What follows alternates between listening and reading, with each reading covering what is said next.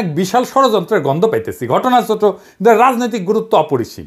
আজারি সাহেব নিজেই কইছে যে সামান্য জায়গায় একটা অল্প কিছু লোক এই কাজটা করেছে। শুনেন, পুরো লক্ষ লক্ষ মানুষ, আমি তো দেখতে পাচ্ছি কত লক্ষ লোক হয়েছে, একটা জায়গায় কোনো সমস্যা নাই। এখানে কয়েকশো ছেলে পেলে এই ধাক্কা ধাক্কি, না নিজে শুনতে পারতেছো, না অন্যকে শুনতে দিচ্ছ, না আমাকে বলতে দিচ্ছ। কি করতেছো তোমরা? এগুলো কি করতেছো? আমি আজকে just as a gesture of goodwill, আমি নামটা কইলাম না কে করিছে, কয়া দিব কিন্তু কে করিছে এইটা। এই হট্টগোল হয়ে কেন সুষ্ঠুভাবে শেষ করতে পারলেন না তাফসির মাহফিল আজারি সাহেব?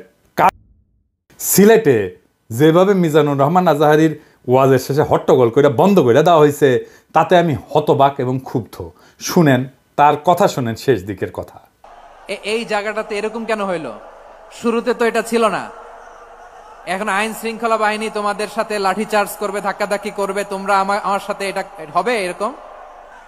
তোমরা তো ব্যথা পাবা তো। বসো না, সবাই বসতে পারলে তোমাদের কি? বসো। এটা আমি এখন পরিকল্পিত কিছু হতে পারে এই ধারণাও করতে হবে আমাদের। লক্ষ লক্ষ মানুষ বসে আছে, তোমরা একটু শান্ত হবা না? হ্যাঁ, বসো। আর 2 মিনিট একটু কোঅপারেট করো। 2 মিনিট একটু কোঅপারেট করো। জি পুলিশ ভাইরা, হ্যাঁ আস্তে আস্তে, জি বসে যাবে। হ্যাঁ ঠিক আছে, 2 মিনিট। এই বিভাগে আমার আর আসা হবে না, আমি একবারই তো আসলাম। সো যা বলার তো আমি এখনই বলতে হবে, এমন না যে আমি আবার সুনামগঞ্জে আসবো, হবিগঞ্জে আসবো। খুবই গুরুত্বপূর্ণ কয়েকটা কথা আমি রাখবো তোমাদের সামনে। বসো, শেষ করে দিব। এই তো আর 10 মিনিট সময় আছে আমার হাতে। বসো। মাশাআল্লাহ, এই ঠিক আছে। আমি কলে এখানে এক বিশাল ষড়যন্ত্রের গন্ধ পাইতেছি। ঘটনা ছোট, রাজনৈতিক গুরুত্ব অপরিসীম। আজারি সাহেব নিজেই কইছে যে সামান্য জায়গায় একটা অল্প কিছু লোক এই কাজটা করেছে। শুনেন, পুরো লক্ষ লক্ষ মানুষ, আমি তো দেখতে পাচ্ছি কত লক্ষ লোক হয়েছে, একটা জায়গায় কোনো সমস্যা নাই। এখানে কয়েকশো ছেলে পেলে এই ধাক্কা ধাক্কি, না নিজে শুনতে পারতেছো, না অন্যকে শুনতে দিচ্ছ, না আমাকে বলতে দিচ্ছ। কি করতেছো তোমরা? এগুলো কি করতেছো? আমি আজকে just as a gesture of goodwill, আমি নামটা কইলাম না কে করিছে, কয়া দিব কিন্তু কে করিছে এইটা। এই হট্টগোল হয়ে কেন সুষ্ঠুভাবে শেষ করতে পারলেন না তাফসির মাহফিল আজারি সাহেব? কারণ বিএনপি নেতারা প্রকাশ্যে বলিছে মাহফিলে আজারি সাহেব হেস্তনেস্ত শিকার হবে, এটা কইছে বিএনপি নেতা। সত্যি কথা, আমি ব্যানে করছি না। এই যে শুনেন, রহমান আজারি বক্তব্য রাখে বিএনপির বিপক্ষে, এত সাহস সে কোথায় পায়? আপনি এই জামাতের পক্ষে কথা বন্ধ করেন, নাহলে এই দেশের মানুষ যেভাবে আপনার এই যে মাহফিল করে, মাহফিলে কিন্তু আপনি হ্যাস্ত শিকার হবেন এই মুসলিম লীগের কারণে। কারণ এই মুসলিম লীগ কিন্তু বিএনপি কে পছন্দ করে, এই মুসলিম লীগ কিন্তু অন্য সংগঠনকে পছন্দ করে। কিন্তু আল্লাহর নামে স্লোগান দিয়ে, ধর্মের কথা বলে, মাথায় টুপি লাগিয়ে, পাঞ্জাবি পরে বিএনপি কে বলবেন না আপনি, তাহলে কিন্তু হ্যাস্ত শিকার হবেন। আবার যে কোনো মুহূর্তে কিন্তু আপনি দেশান্তর হতে পারেন। ঠিক তার পরদিন এই ঘটনা ঘটলো। তার আগে তো অনেক নেতা, রিজভী ভাই তার সহকর্মীদের তাতায় রাখছে। এখন আজারির উপর কেন বিএনপি বিলা? দুইটা কারণে। এক, বিএনপির তো জমায়েত করতে টাকা খরচা হয়, এমন কোনো বক্তা নাই যার বক্তৃতা শোনার জন্য লাখে লাখে মানুষ যাবে। খালেদা জিয়া বা তারেক রহমান আসলে যাইতে পারে, কিন্তু দেশে আছে এমন কোন নেতার বক্তব্য শুনতে এখন আর যাবে না লাখে লাখে লোক। আর আজারির বক্তব্য শোনার জন্য স্মরণকালের সর্ববৃহৎ সভা হচ্ছে, যেটি যাচ্ছে সেটি হচ্ছে। এটা গা টাটাইতেছে বিএনপির। জনসমাগম মানে ক্ষমতা, বুঝছাও? আমাদের ভিডিওর ভিউ গেলে ক্ষমতা, আমাদের পোস্টের লাইক শেয়ার ক্ষমতা, এই ক্ষমতাকে বিএনপি চ্যালেঞ্জ মনে করছে। আর 2 নাম্বার, ইন্ডিয়ার ডরায় জনপ্রিয় ইসলামী বক্তারে। এই জন্যই তারা চড়াও হয়েছিল মৌলানা দেলাওয়ার হোসেন সাইদের উপরে। আজারি সাহেব ইভেন বিগার থ্রেট তাদের জন্য বড় ভয়, কারণ সংঘবদ্ধ মুসলমানে তাদের ভয়। আজহারি জামাত করে না, তার বয়স কম, তারা যুদ্ধাপরাধী বানাইতে পারবে না, চমৎকার কথা বলে, আধুনিক মননশীল, অপূর্ব সুন্দর গলা আর চেহারা, মাশাআল্লাহ, ইংরেজি বলতে পারে ভালো। এইরকম একজন দায়ীকে কোনোভাবে টলারেট করবে ইন্ডিয়া? করবে না। এক বেকুব তার মাথার দাম ধার্য করেছে, শুনেছেন? শুনেন,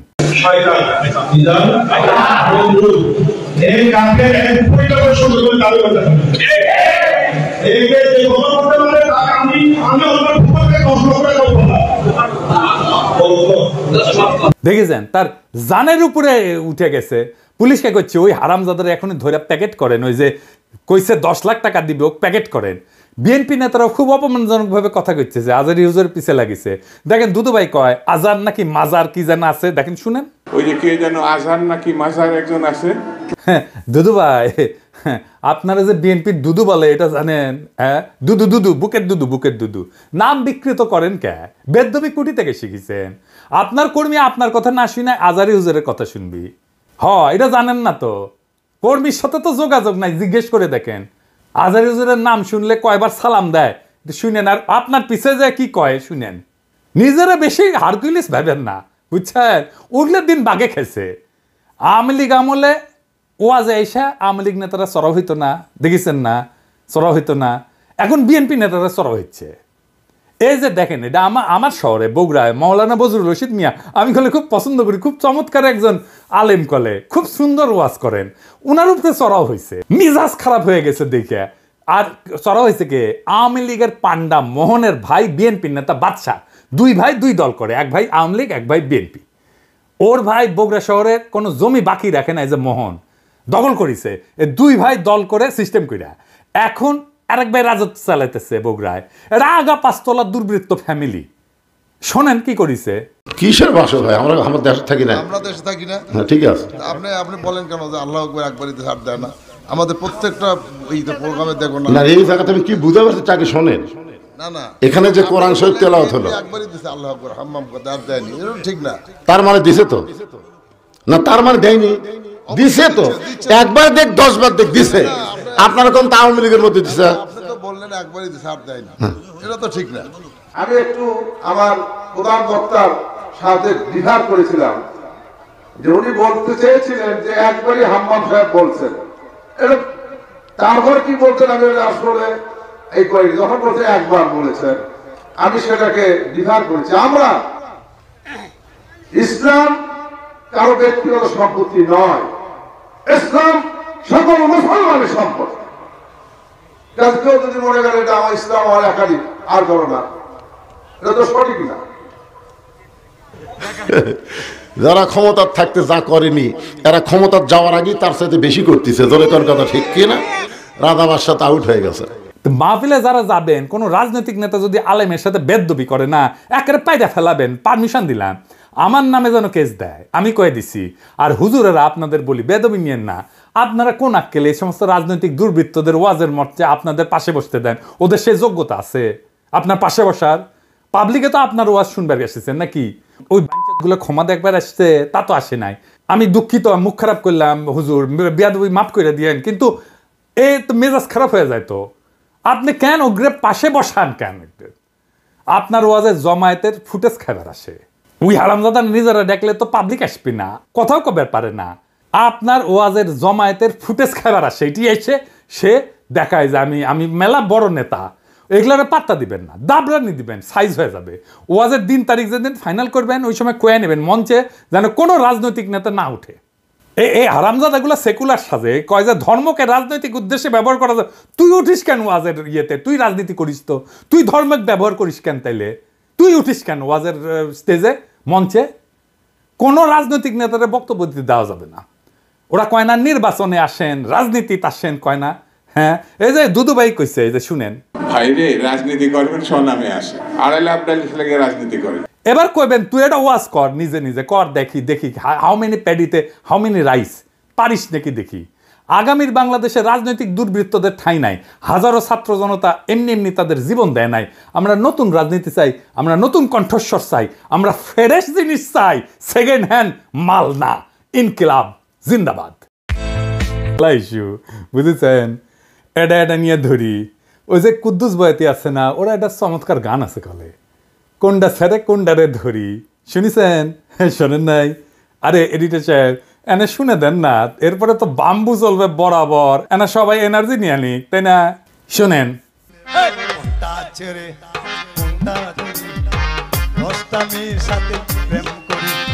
এইটাও ভালো, এইটাও ভালো,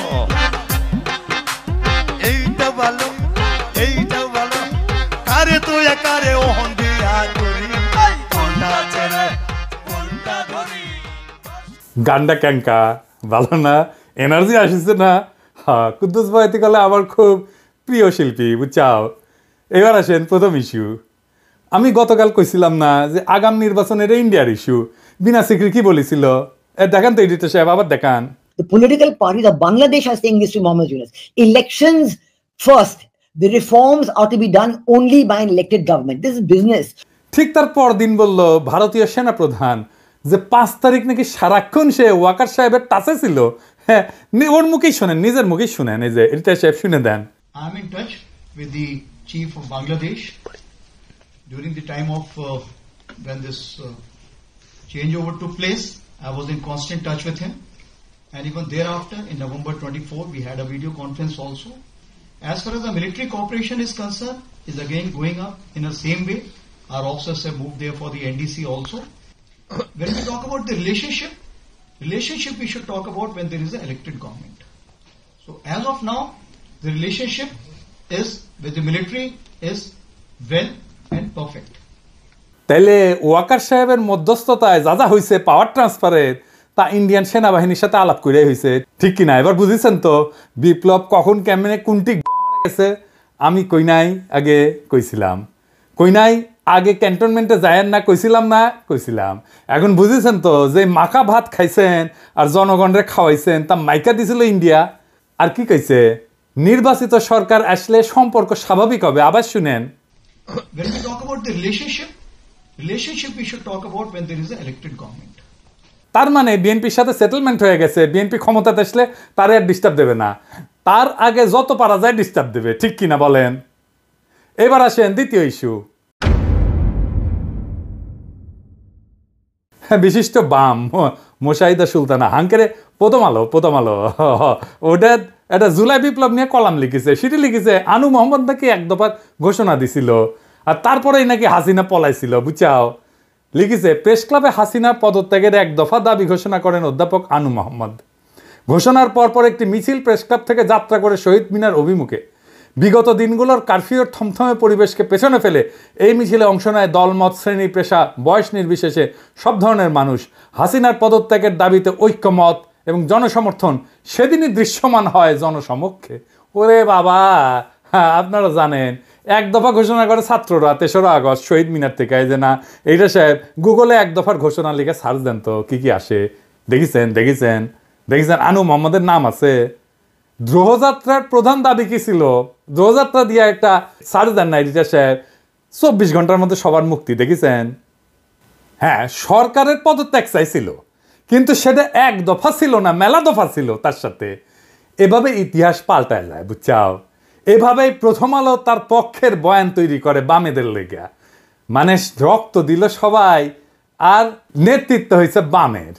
এবার আসেন চট্টগ্রামের ওসি নিজামরে ধোলাই দেওয়ার ঘটনা, বিএনপির প্রতিক্রিয়া নিয়ে একটা কথা কয়ে নি। ওসি নিজাম একজন দুর্বৃত্ত পুলিশ অফিসার ছিল। ওসি নিজামউদ্দিনের মা খালেদা মেম্বার, সভাপতি বাংলাদেশ মহিলা আওয়ামী লীগ বড়ইতলি চকরিয়া। এই যে সিআরপি সালাউদ্দিনের পাশের ছবিটা দেখেন, আর একটা ছবি দেখেন ওসি নিজামের। দেখেছেন বন্দুক ধরে আছে কিঙ্কা করিয়া। তখনও কোতোয়ালি থানার ওসি ইনভেস্টিগেশন। 2014 সালে চট্টগ্রাম বিএনপি পার্টি অফিসের সামনে বিএনপি কর্মীদের বুকে ও বন্দুক ধরেছে নিজের হাতে। দেখেছেন? ওরা কিছুই করা হয়নি, ধরে থানার দেওয়া হয়েছে। টানাটানির সময় জামা ছিঁড়িছে। থানার দেওয়া হয়েছে কেন? কারণ ওই ওসি নিজাম হৃদয় তারুয়ার মামলার আসামি যে শহীদদের, কিন্তু ধরে দেওয়ার পর দেখা গেল তার নামে পুলিশ মামলা থেকে বাদ দিয়ে দিছে। দেখেছেন? বাদীকে না জানায় মামলা থেকে নাম বাদ দেওয়া যায় না, বাদীকে জানানোই হয় নাই।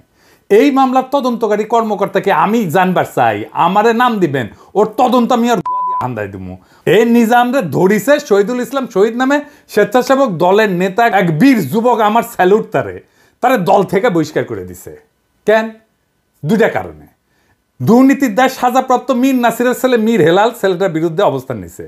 দেখেন নেতা তারেক রহমান সাহেবের বক্তৃতা দেন এত পরিষ্কার ভাবে বোঝানোর পরে যারা না বুঝের ভান করার তারা দায় দায়িত্ব তো দল তুলো কিলেই দুষ্ট গুরুত্ব শূন্য গোয়াল বোধ বেটার।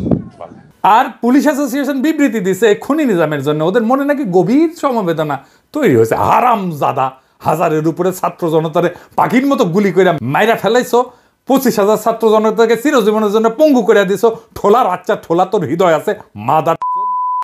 ওই শহীদুল কি বলতেছে শোনেন, যে আমার ছেলে দেখতে দেশ নাই। শোনান এডিটর সাহেব। আমি আমার বাচ্চা দেখতে পারি নাই, আমি আমার বাচ্চার মুখ দেখতে পারি নাই। এ হচ্ছে হোসেন আদম, সাদত ভাইকে যে লাঞ্ছিত করেছিল, আমাদেরকে লাঞ্ছিত করেছিল। জামাতের নেতাকে ধরে শিশু সন্ত্রাসী বলে চালান দিছে 3 বার। তার দোকান লুটপাট করেছে, বউ বাচ্চা গেছে দেখা করতে, বাচ্চার 104 ডিগ্রি জ্বর আসছিল, দেখা করতে দেন, সারা রাত ওই বাচ্চাটারে বসায় রাখিছে। আলিয়া মাদ্রাসা ক্লাস 8-এর ছাত্রদের ধরে নিয়ে গেছে, পরীক্ষা দিছে বাচ্চাটা জেল থেকে। এখন ঠোলা অ্যাসোসিয়েশনে হৃদয় বাইরে হয়েছে শালা, 14 জেনারেশনের জাউরা শালা। বিএনপি ভাবিছে ঠোলা দিয়ে ইলেকশন করাবি, তাই পুলিশের থাকতে গেছে বিএনপি। এখন এই শহীদুল ইসলামকে নিজাম সাইজ করবি। এই নিজাম, শহীদুলের যদি কিছু হলে না তো ঠ্যাং এটা ভেজে খামু কলে আমি। শহীদুল, তুমি ছাত্রদের নাগরিক কমিটিতে জয়েন দাও, তুমি উটি নেতা হবা। তোমার বীরত্বরে স্যালুট আমার। নাগরিক কমিটি করছি, যেটি যেটি ইনকা স্পিরিটেড বিএনপির তৃণমূল কর্মীর সাথে বেইনসাফি করবে বিএনপি না, তারই নিয়ে নিবা। ওই যে ইসকনের নামে মামলা করেছিল না যে বিএনপি নেতা, তাকে নিয়ে নাও। ওই চট্টগ্রামে হিরোইক ইমেজ তৈরি করতে পারবি। এবার আসেন মিজানুর রহমান আজাহারির তাফসির মাহফিলে গ্যাঞ্জাম নিয়ে কথা বলি।